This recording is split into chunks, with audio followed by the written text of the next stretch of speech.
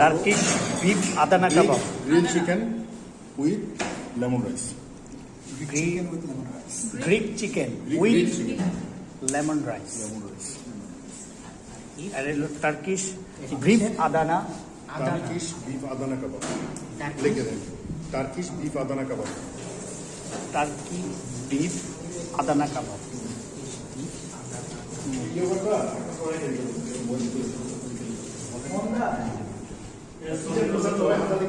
হ্যাঁ হ্যাঁ, আমরা 5 মিনিটের মধ্যে ক্লিন করে ফেলুন, বুঝে ফেলুন, তারপরে